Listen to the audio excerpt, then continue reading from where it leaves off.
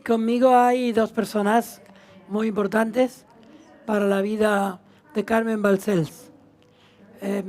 Rosa Montero, que fue su autora, su amiga, es autora y amiga de los amigos que han sucedido a Carmen Balcells en la agencia literaria y humanística más importante de la historia del mundo de las agencias literarias. Y en el centro está Carmen Riera, que es la autora de la hasta ahora única biografía que se ha hecho sobre Carmen Balcells.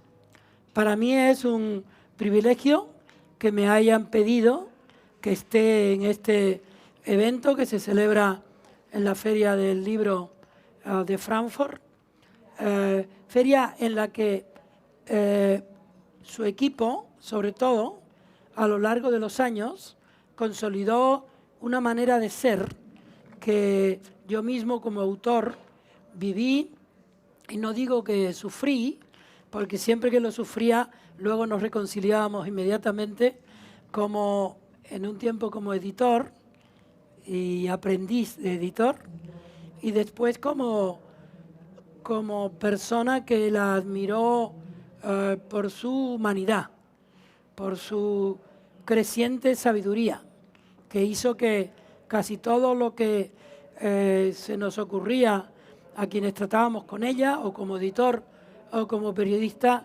fuera desmentido o pulido por su enorme capacidad de razonamiento. Siempre te daba la impresión, aunque se estuviera hundiendo en el barro, que ella tenía razón.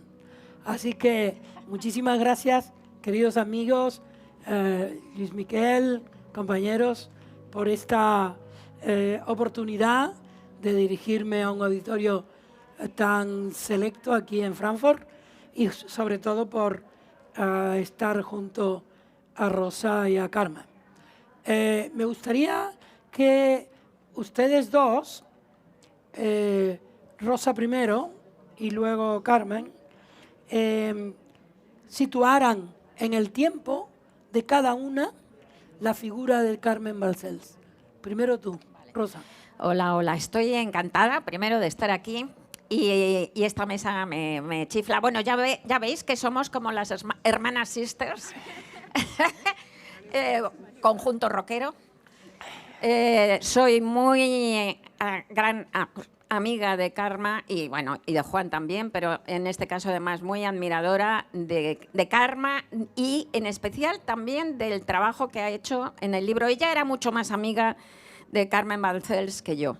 Entre otras cosas, porque ella la conocía de antes y además vivían en la misma ciudad.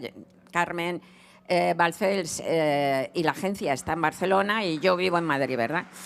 Y realmente era una mujer que era de un tamaño mayor que la vida, era más grande que la vida, ¿no? Y lo que hizo ahora, luego yo creo que podemos contar anécdotas maravillosas de ella, porque era un personaje singularísimo, excepcionalmente singular, pero y poderosísimo. Pero que quiero resaltar un poco el trabajo que hizo, aparte de esas cosas maravillosas que tenía y geniales, el trabajo que hizo de defender y de ennoblecer a los autores, que estábamos completamente desvalidos. Ella cambió la legislación, cambió los modos de trabajo y de relación entre los editores y los autores. Y os voy a poner un ejemplo. En 1983 yo firmé un contrato con Seix Barral, con un editor mítico y maravilloso que se llamaba Mario Lacruz, y que era también escritor en su juventud y además un buen escritor. Y era uno de esos editores realmente magníficos, muy bueno, y un tipo encantador. Bueno, firmé un contrato en 1983 por Te trataré como una reina, que era mi tercera novela. Y el contrato que firmé era eterno. No caducaba jamás. O sea, es un contrato leonino, tremendo, ¿no? Entonces, y no es que Mario Lacruz fuera un ni mucho menos un pirata de la edición. Es que entonces los contratos eran así. Al contrario, Mario era de lo mejor que había en la edición. Y no me hizo firmar. Yo lo firmé encantada, él me lo ofreció porque era el contrato regular, yo no tenía agente y firmé, en aquella época, era mi tercera novela, y firmé ese contrato para toda la vida. Entonces, Carmen Balcells, muchos años después, rescató ese contrato para mí también, ¿no? Cuando ya no firmábamos esos contratos leoninos, renegoció, consiguió que hiciéramos un nuevo contrato, normal, que caducan los años que sean, 5, 7, los que sean, pero obviamente tú no puedes ceder tus derechos forever, ¿no? Entonces, os cuento esta anécdota para que veáis en qué poco tiempo, además, cambió totalmente la relación entre los escritores, entre los autores y las editoriales y el mercado del libro.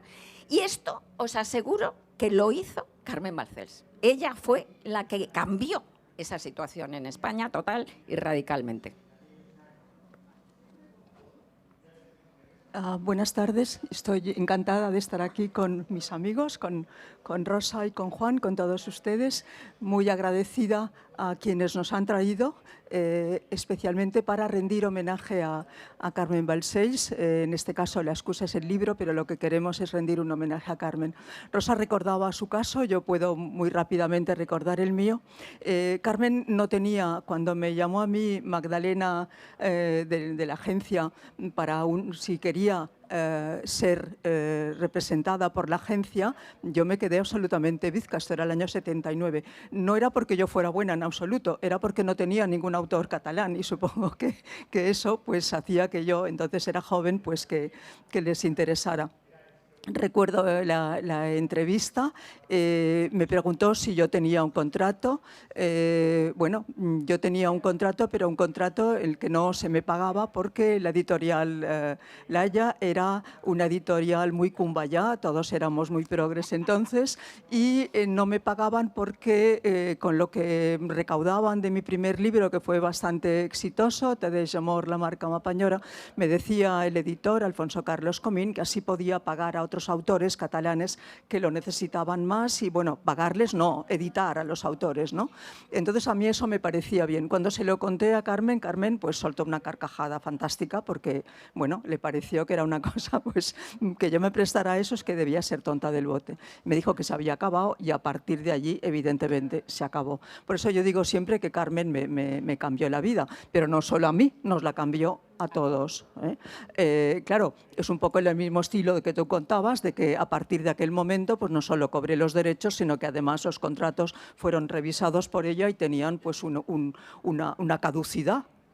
Cuando recordamos, por ejemplo, a la pobre Corín Tellado, cuyos libros eran evidentemente eternos, o el caso pues, de Baroja o el caso del pobre Galdós. Es decir, nuestra situación como autores, a veces la gente piensa que ganamos tantísimo dinero y evidentemente no es así. Pero Carmen hizo algo realmente maravilloso, que fue poner ese coto temporal, geográfico y demás, y luego consiguió lo que se ha llamado la cláusula Balcells, que es que a partir de un momento dado consiguió que nosotros los autores pudiéramos aplazar los pagos a Hacienda por los libros, que a lo mejor para un premio o de un momento dado de un adelanto importante, antes había que pagar Hacienda tocateja y ahora eso se puede pagar en diferentes periodos. Es decir, que en ese sentido nos salvó la vida. Te digo que a mí me la cambió, evidentemente, nos cambió la vida a todos y yo creo que era una persona extraordinaria. Yo pienso a veces que se rompió el molde, que era una persona generosísima, que era una persona, yo la verdad es que me cuesta mucho pensar que no está, porque bueno, pues siempre pienso esto, ¿qué diría Carmen? O se lo consultaría a Carmen, o qué pasaría si Carmen pudiera opinar sobre eso, ¿no? Muy bien. Ese es un sentimiento muy habitual entre las personas que conocieron y quisieron a Carmen, la capacidad que tenía también para mejorar, variando la vida de las personas, lo que hizo con García Márquez, lo que hizo con Mario Vargas Llosa, lo que hizo contigo, lo que hizo con Rosa. Siempre había algo en ella que era como un impulso que era bueno para la agencia, pero sobre todo era bueno para los autores que se convirtieron también en muchos casos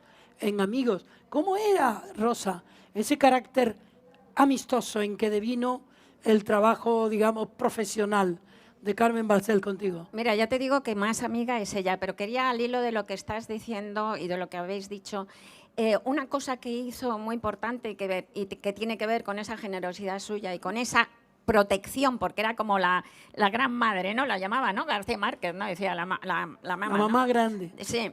Pues es que lo que nos dio fue un sentido de nuestra propia dignidad, porque es que no nos valorábamos nada, es que ese era el problema. O sea, es que yo firmé aquel contrato por toda la vida, pues tan contenta. No nos valorábamos nada. Entonces ella nos hizo enseñarnos a valorarnos. Es que los escritores jóvenes de ahora no se dan cuenta de eso que ellos ya han heredado, ese sentido del propio valor y del propio valor en la sociedad. Nosotros no lo teníamos. Realmente, y esto nos lo dio Carmen, ¿no? Y hay una cosa luego, tenéis que leer el libro, la biografía de Carmen es maravillosa y además recrea en todo su brillo y su esplendor realmente esa fuerza telúrica que era Carmen, ¿no? Que era Balcells. Entonces, a mí me hace mucha gracia porque cuando nos vimos, además era como grandiosa, ¿no? En todo, genial. Cuando nos quedamos en el bar del Palace Hotel en Madrid para que ella me contratara, bueno, para que nos contratáramos mutuamente. Y entonces, bueno, hablamos allí, no sé qué, y ya llegamos a un acuerdo que sí, que iba a ser mi agente, y me preguntó, te tengo que hacer una pregunta esencial. Me dijo, ¿tú qué prefieres, el dinero o la gloria? Yo naturalmente dije que la gloria. Y entonces me dijo, ya sé cómo llevar tu carrera. Pero no me digáis que no es una gran pregunta. Es una gran pregunta, ¿no? O sea, es que era fantástica. Y con una generosidad no solamente ya capaz realmente de llevar la carrera de gente, pues como llevarlas a la consagración, que llevó pues a todos sus chicos, ¿no? A Vargas Llosa y a García Márquez y tal. Lo que ha hecho por cantidad de gente que se había roto y que si no hubiera desaparecido, como por ejemplo Ana María Matute. Si no es por Carmen Balcells, Ana María Matute, no hubiéramos tenido el resurgimiento de Ana María Matute. Vosotras lo sabéis bien, los que estáis ahí. No hubiera existido, o sea, gracias a que Carmen Balcells estuvo ahí detrás en los años de plomo de Ana María Matute, que estuvo, yo qué sé, 15 años sin aparecer y en unas situaciones dificilísimas, y ahí detrás estuvo Carmen Balcells, y consiguiendo que siguiera escribiendo, y consiguiendo que sacara He olvidado Reigo, y consiguiendo salvarle la vida, salvarle la escritura, salvar a esa escritora para todos nosotros. Bueno, y hay más casos. Este es uno que conozco de cerca. Entonces, la grandeza de Carmen Balcells no se sabe del todo, porque realmente yo creo que era muy grande. Tengo una pregunta que hacerte. ¿Y te dio la gloria y el dinero? Desde luego defendió mis intereses, ¿no? Y bueno, y la gloria luego cuando vas siendo mayor ya te vas dando cuenta que lo de la gloria, pues bueno, en fin, es que yo era joven cuando... Bueno, pero además ante esa pregunta tú que hubieras contestado. La gloria también, ¿no? Yo no era su agenciado. Ya, pero tú que hubieras contestado. Por cierto, también recomiendo ese libro de Juan, que es estupendo, de los mejores tuyos. Sí, ya que Rosa Montero, que es además de una gran amiga y quizá la persona que mejor me conoce en la vida cotidiana, la que me pone siempre en el camino recto. Yo creo que lo que Carmen Balcells hizo de mí es una mejor persona. Qué bonito. Cuando teníais vuestras relaciones como editor y ella gente. Porque ella era muy dura, pero luego tenía muchos días del año, sobre todo el 9 de agosto, gestos que no eran comunes en una visión comercial que ignorara el corazón de las personas. Y eso es algo que quizá no se cuenta mucho o no se dice mucho. Yo recuerdo un día en que, luego me lo ha desmentido Luis Miquel, porque seguramente yo me equivoqué o de niña o de sexo o lo que fuera, que se dio una vuelta por toda Cataluña porque ella me quería llevar a donde yo fuera, pero primero tenía que llevar a su nieta, a su nieto, a quien fuera, a tocar el piano. Y eso era Carmen Balcells. No era solo la que te llamaba para decirte, si no me das 100 euros más, estás muerto. Carmen Balcells, esa persona. Te toca responder. Yo creo que era una persona realmente extraordinaria, que la generosidad de Carmen llevaba a lo que ha contado Rosa, Ana María Matute. Ana María Moix sería otro personaje en la que ella influyó muchísimo y ayudó muchísimo, pero la lista es larguísima. Carmen daba becas. Daba becas a algunos escritores simplemente para que pudieran escribir, y después a lo mejor ese libro no llegaba siquiera a publicarse. Es decir, que no es verdad, a veces se dice que, bueno, que la agencia lo que le interesaba, y lo que le interesaba a Carmen, que era una mujer de negocios, era hacer negocios. Le interesaba, claro, por supuesto que sí, hubiera sido totalmente idiota si no le hubiera interesado para sus escritores sacar el máximo rédito. Que después el 10% a ella le interesara, sin duda. Hubiera sido tonta, Carmen tonta en absoluto era. Pero hay otra parte, la que decía Juan Cruz, que yo creo que es importantísima y más desconocida, es esa enorme generosidad. Carmen además era una cazatalentos, a veces olvidamos eso, es decir, el talento de una persona que a lo mejor ella creía que no iba a ser ni siquiera comercial, pero que le parecía que tenía talento. Pues ella invertía en ese talento. Las becas, las ayudas, los regalos, el que puedo hacer por ti, dime qué quieres. Es decir, eso era evidentemente constante. Y luego, pues, estar siempre al quite. Es decir, yo digo en el libro, y creo que no me equivoco, que a Carmen lo que le hubiera gustado es ser Dios. Porque sí, porque Dios, el Dios que la tradición, que Carmen, pues de tradición, por supuesto, cristiana católica, Dios es aquel que vela, la providencia infinita, el que vela por todos, no hay una hormiga que se mueva sin... Bueno, pues Carmen era eso, es decir, la posibilidad de la ayuda absoluta, la posibilidad de que tú estuvieras siempre mejor. ¿Qué necesitas? Es decir, sobre todo cuando, bueno, Carmen no tenía el diván, pero casi, porque muchísimas veces íbamos a contarle nuestras penas o nuestras ansias. Yo recuerdo a un escritor, precisamente en Frankfurt en el 91, es decir, Rosa y yo estuvimos, fíjense cuánto tiempo hace, que le pregunté, ¿qué estás escribiendo? Y me dijo, todavía no lo sé porque se lo tengo que consultar a Carmen. A mí, yo que era muy, vamos, que decir que no le consultaba a Carmen todavía esas cosas, me dejó muy sorprendida, porque según Carmen le dijera que la novela tenía que ser de un determinado modo u otro, él la iba a escribir. Es decir, que todo eso... era la enorme, ahora que se habla de los influencers, era la enorme influencer en el campo literario. Yo creo que en este sentido la mayor y la más absolutamente, bueno, pues el prototipo, que se rompió por otro lado cuando ella pues nos dejó. Una vez le pregunté sobre lo que ella hubiera querido ser y lo que hubiera querido ser en ese momento de la historia. Yo estaba en el despacho junto a su equipo, luego ella se pasó a vivir arriba y a despachar desde arriba, desde el otro piso. Le dije, ¿tú qué querrías ser? Dice, ministra de Justicia. Y eso no era raro, en el sentido de que ella siempre tuvo una tentación de poner orden en las cosas, ¿no?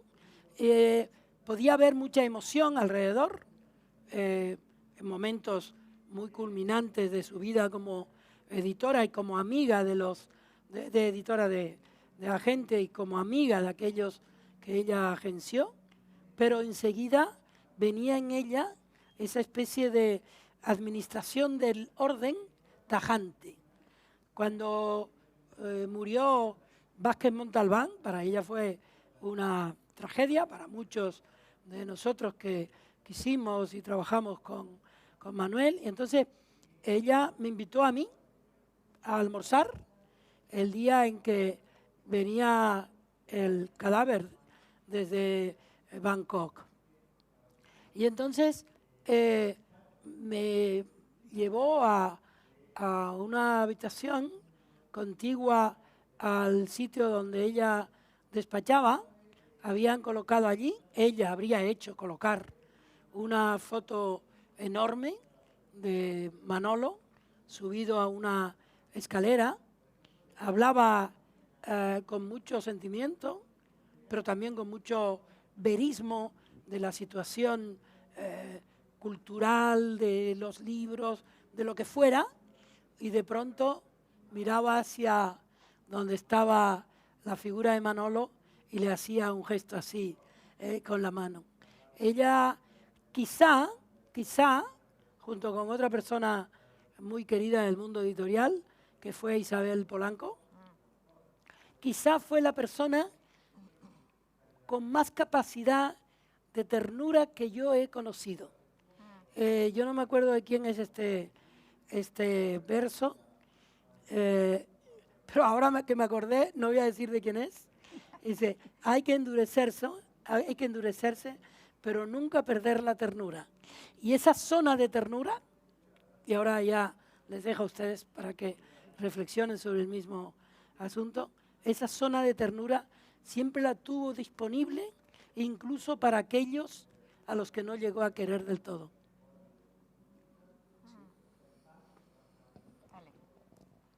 Sí, Carmen era evidentemente dura y tierna a la vez.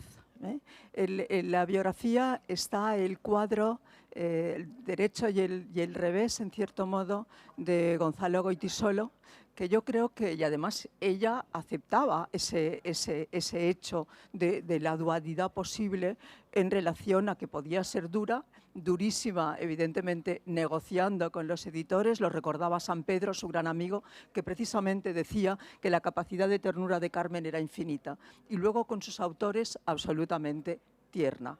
Es decir, que esa dualidad, yo creo que perfectamente asumida, se daba sin ninguna duda.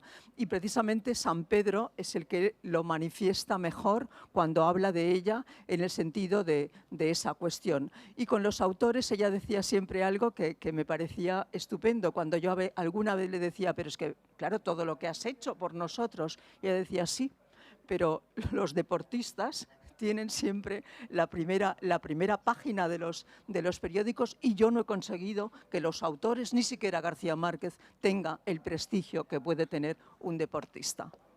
Por tanto, en cierto modo he fracasado, porque luego Carmen podía hundirse en la miseria y decir, pese a todos sus enormes logros, es decir, cuando ella pone el anuncio después de conseguir lo que antes contaba yo del hecho de que Hacienda no se llevara el 50% inmediatamente o más, después de eso, ese anuncio de que, bueno, pues no solo benefició a los autores de su cuadra o de su agencia, benefició a todos.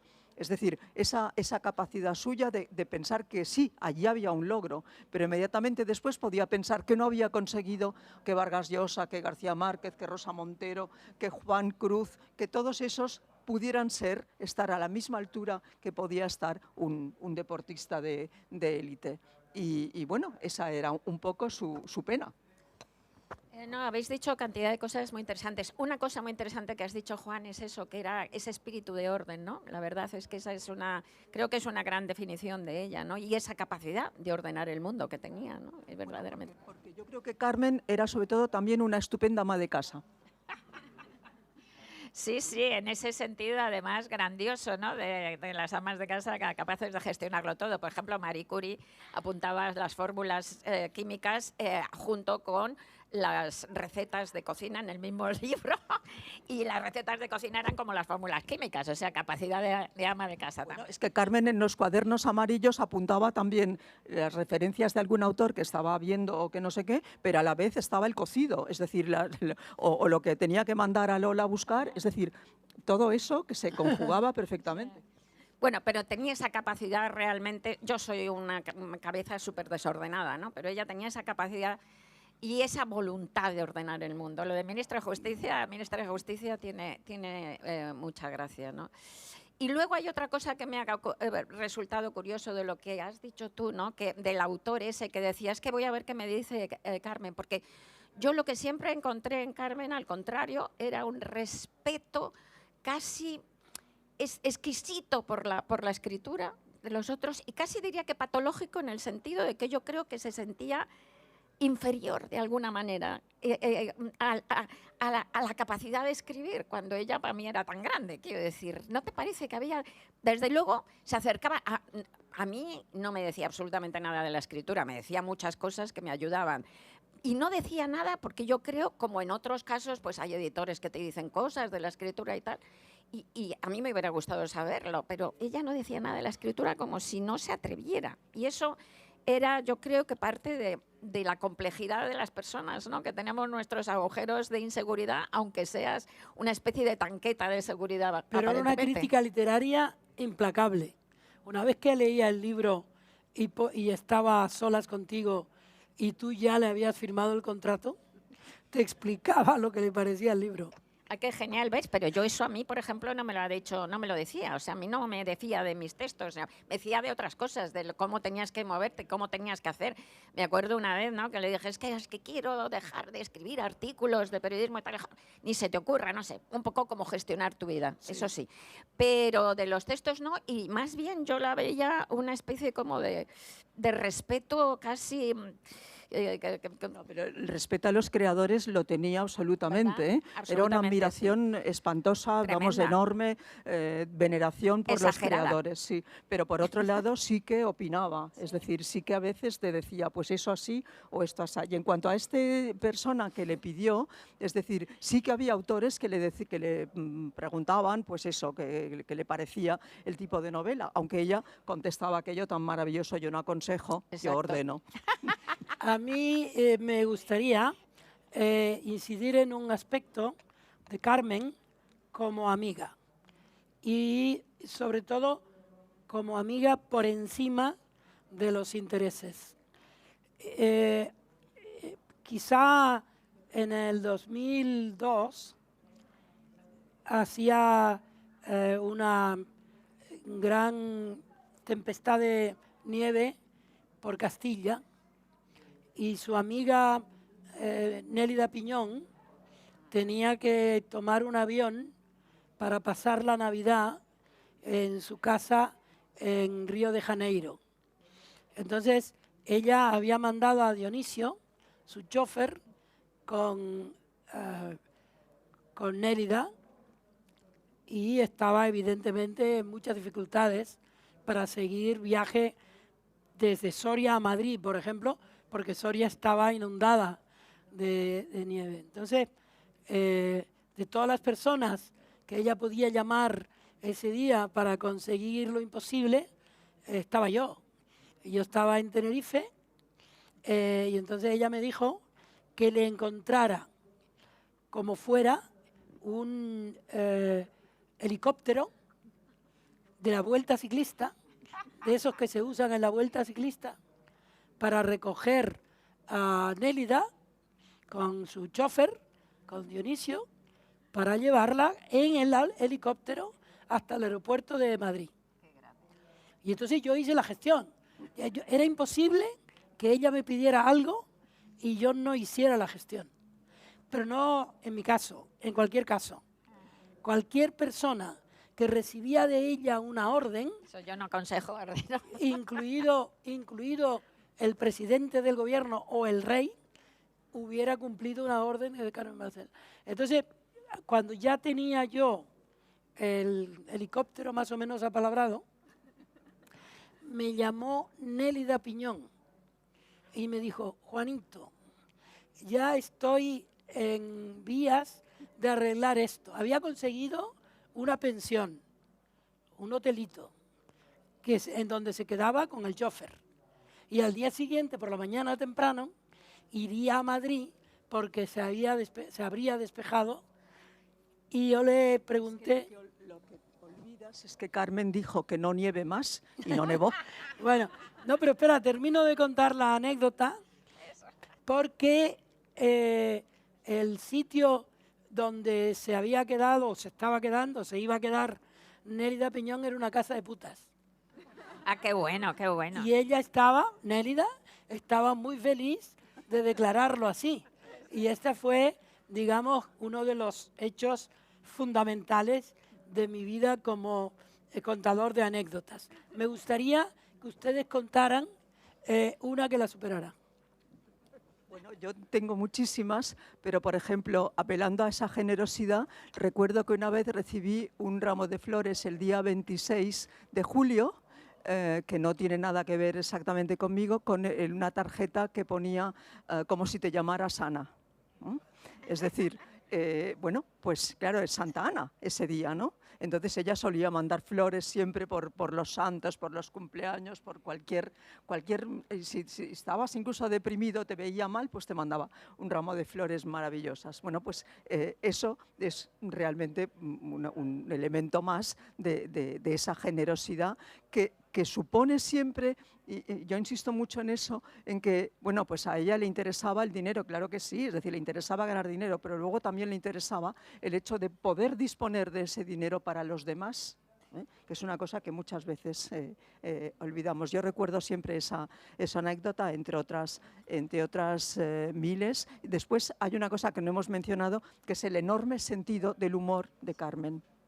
Se dice siempre que Carmen evidentemente lloraba mucho, era muy sentimental, es decir, de lágrima fácil, ella lo reconocía, pero luego tenía un enorme sentido del humor. Eso del 98, creo que les dijo a unos editores, eso del 98 no os pensáis que es por mis kilos, estas celebraciones. Son más, son más. Es decir, esa chispa que ella podía tener, ella decía que, claro, que ella había aprendido tanto de sus autores, que eran todos tan inteligentes y tan brillantes, que entonces no hacía más que imitar a esos autores en relación a todo ese sentido del humor. No, era súper generosa, tan generosa que a veces yo me preguntaba cómo se mantiene la agencia con estos dispendios, ¿no? Porque verdaderamente te cubría, pues llegabas allí un día, yo que venía de Madrid, te ponía champán, te ponía caviar, te ponía, yo qué sé, era una cosa de esas, te hacía sentir, lo he dicho en el libro de ella, ¿no? Marilyn Monroe, ¿no? Verdaderamente, ¿no? Te hacía sentir como el centro de la creación, ¿no? Y además era muy valiente, porque también otra cosa que estaba pensando, que te quería preguntar, fue muy valiente para enfrentarse, cuando se enfrentó para cambiar el status quo, ¿no?, que había con los autores, porque hubo una temporada, hubo bastantes años en donde fue muy odiada por los editores, ¿cierto o no cierto? Sí. Tú qué haces, pero muy odiada. O sea, yo iba por los sitios, con muchos de ellos. Rompió con muchos de ellos, la insultaban. Que luego iban a sus cenas también, ¿eh? Sí. Sí, pero no fue nada fácil el camino de Carmen, pero nada fácil, o sea, realmente y luego lo hacía todo a lo grande. Yo recuerdo que cuando venía a Madrid a despachar, pues se iba al restaurante, es que no me acuerdo ahora cómo se llama, pero era el restaurante más caro, el más importante de Madrid entonces, ahora se ha hundido después. Pero era el más importante, el más caro. Y entonces llegaba allí, comía creo que era con cela normalmente cuando llegaba, pero ya abría el restaurante, era como su despacho. El Landó, quizá. No era el Landó, era otro mucho más conocido y mucho más caro. Y entonces ya se quedaba en el restaurante, lo dejaba abierto toda la tarde y nos iba recibiendo ahí en el restaurante. El restaurante cerró porque Carmen ya no fue más. Exacto. Hay muchas anécdotas de Carmen, pero su vida no fue solo anecdótica. Tomaba decisiones que cambiaban el curso de la historia, y no fue en los últimos tiempos, sino casi cuando empezó. Y a mí me gustaría esto plantearlo también como los periodistas no debemos deducir lo que dirían las personas que no están, pero sí, en función de su trayectoria, sí podría hoy mismo Carmen Balcells estuviera dibujando un manifiesto en contra de quienes han organizado la presencia española en la Feria del Libro de Frankfurt, porque podían haber aprovechado perfectamente para prolongar lo que Carmen Balcells hizo con América Latina. Gracias a Carmen Balcells, la América Latina literaria, la América Latina de Vargas Llosa, de García Márquez, de tantos escritores, se prolongó en la historia para convertirse en un factor literario que hoy tiene representantes muy importantes en todas las librerías españolas y que están firmados, libros que están firmados por grandes escritores latinoamericanos. Lo que hizo Carmen por América Latina es algo que me parece que, por lo menos en este minuto, yo estoy reivindicando. Si me dejas un momento, Juan, yo creo que no solo, bueno, pues en este momento que España es la invitada, sino desde el punto de vista de España como lengua de 500 millones, Carmen hizo algo en relación a eso extraordinario. Vargas Llosa no es exactamente un autor de Perú, no es García Márquez un autor de Colombia, no es Fuentes un autor de México. Es un autor, son tres autores extraordinarios y seguimos con los infinitos que hay en lengua española. Es decir, ella consideró que esos autores tan destacados formaban un todo, que por supuesto Perú estaba allí, que estaba allí Colombia, que estaba allí México, pero era un todo en relación a nuestra lengua común. Y eso es, para mí, fundamental. Ella lo entendió perfectamente, cosa que muchas veces en España bueno, supongo que se entiende, pero no se tiene en cuenta, porque de tenerlo en cuenta mejor nos iría con América hispánica. Es decir, y ella lo vio muy claro.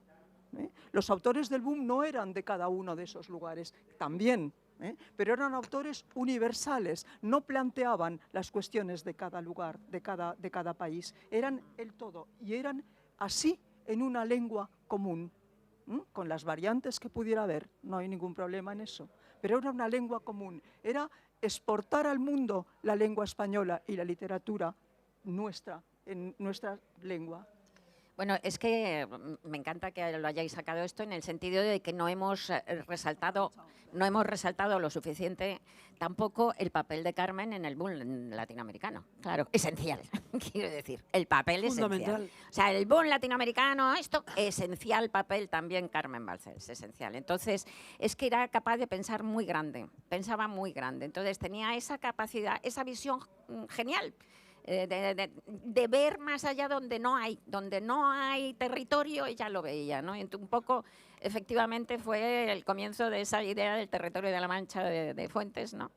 Que es tan potente, porque realmente es maravilloso que tengamos 21 países con diferentes culturas, que esa es la riqueza, y que nos podamos entender y que tengamos la voluntad de entendernos, ¿no? Porque, por ejemplo, Brasil y Portugal ya sabéis que no se quieren entender. O sea, los libros se traducen, a mí me traducen a Portugal y a mí me traducen al brasileño.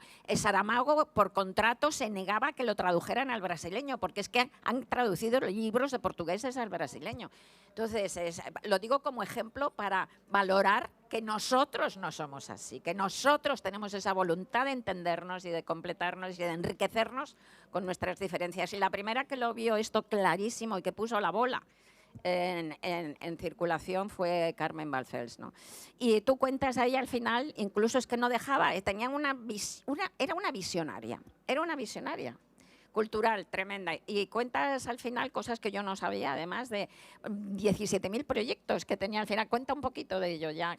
Bueno, hay un proyecto extraordinario que fue una pena que no se tuviera en cuenta y que no, bueno, se pusieran las posibilidades, que es el Barcelona Latinitatis Patria, que es un proyecto realmente, bueno, pues que yo creo que cualquier lugar del mundo, bueno, en realidad pues México en cierto modo lo recoge. Y era un lugar para Carmen soñaba con un lugar en el que, bueno, pues la literatura fuera realmente el nexo para una serie de autores, que hubiera además una serie de librerías, que hubiera unos depósitos, que hubiera los archivos de toda una serie de autores, que tuvieran lugar los estudiosos para poder ir allí. Es decir, un proyecto realmente estupendo que no se pudo llevar a cabo, pues no se sabe muy bien exactamente por qué, y por eso pues los archivos acabaron en el Ministerio de Cultura. Me está diciendo Susana que tenemos 3 minutos, pero me gustaría terminar, que terminen ustedes, pero me gustaría apuntar un acontecimiento que yo viví en casa de Carmen Balcells el 7 de enero de 1993. Cumplía 60 años Juan Marsé.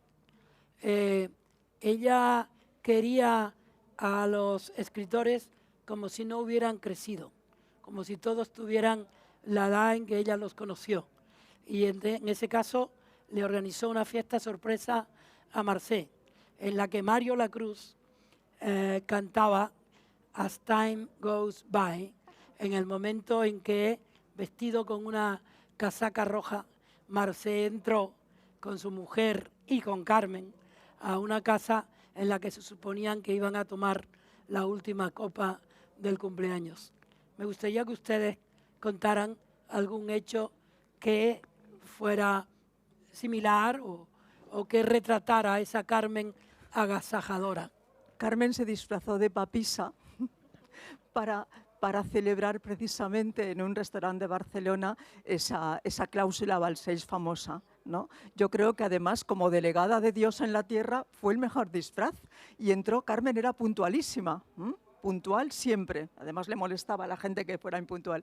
Pero ese día convocó a los escritores, convocó a sus amigos en la venta y ella no estaba. Cosa rarísima, porque si eres la anfitriona, pues tienes que estar.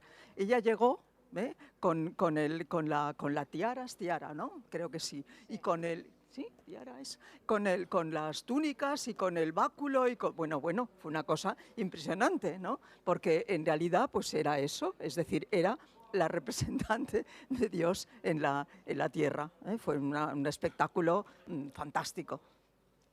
No, yo nada, ya lo he dicho, simplemente ese mimo y esa manera en que te miraba, cuando te miraba parecía que solo existías tú. O sea, en ese momento y te preguntaba ahí, ¿cómo estás? Y tenías la sensación de que le iba la vida en que tú le contaras cómo estás. Y eso es un don que muy poca gente tiene. Muchas gracias, señores. Y viva Carmen Balcells.